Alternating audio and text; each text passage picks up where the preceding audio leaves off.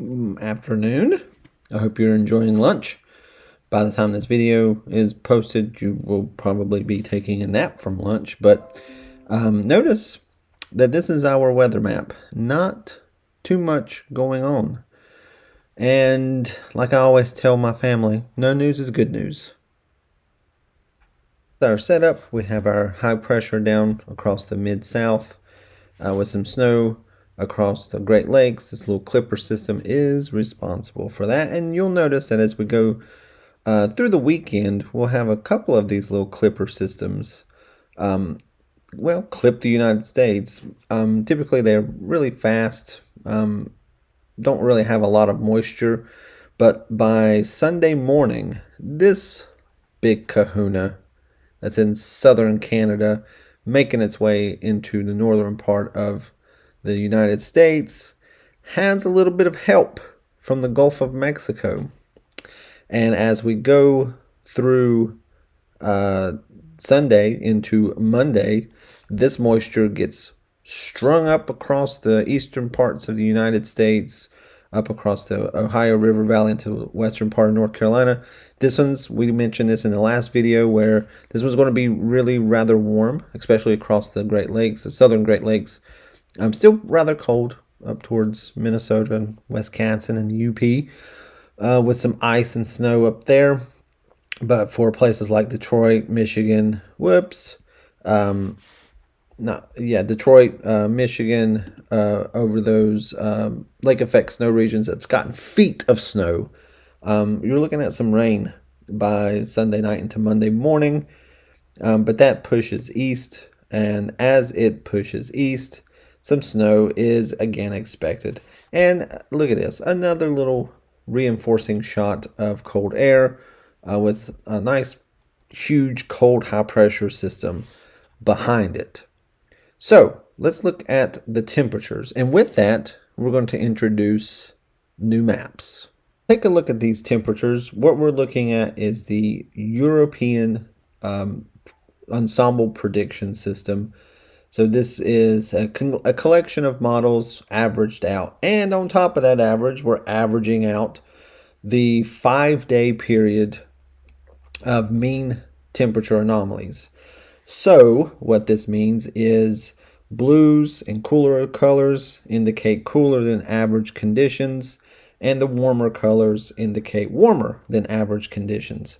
So this particular map has pretty warm air mass across the upper parts of the plains of the United States and the southern Canada. But if you live out there, current temperatures are in the low 20s or upper teens. So it's with regard to the next few days, however, it's going to tend to warm up. It's still going to be pretty cold, but from December standards, it's going to be rather warm. And for December standards, it's rather cool in the southeastern United States.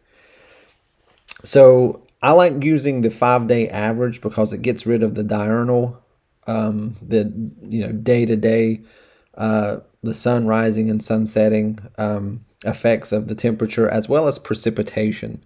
The effects of precipitation and thunderstorms, those are short term. Well, I'm taking a long-term average, and this really gets us a picture of where the different types of air masses are.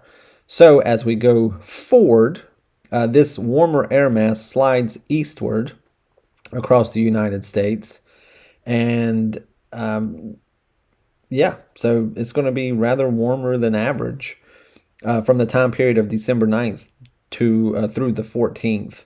That's not saying that you won't have cool weather between there. That just means on average, it's going to be a little warmer than December standards across the southeastern United States. Then after that, we should cool down a little bit between December 12th and December 17th. That 5-day period there should see rather cool temperatures across the southeastern United States. But then everybody tends to warm up after that, especially in the eastern parts of the United States. And another type of model that we can look at is the GEFS. And this one is depicting the same type of story. This warmer air mass slides east, and then we cool off just a tish on this particular model run in the southeastern United States, again between 11th and or the 12th and the 16th or 17th. And then everybody tends to warm up towards as we get closer and closer and closer to Christmas, which,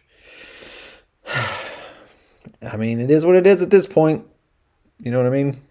Now let's take a look at precipitation. This is the Global Ensemble Forecasting System. This is the American Ensemble Forecasting System. And this is temperature. This is precipitation anomalies over a 7-day period.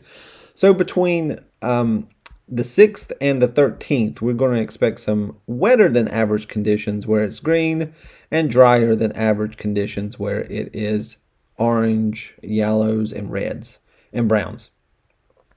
The next system that we saw that's going to pretty much suck up this moisture from the Gulf of Mexico is expected. There is a signal in the models where you could have some pretty heavy precipitation across parts of the middle part of the Mississippi River Valley, Ohio River Valley, and parts of the Southeast, including the Carolinas.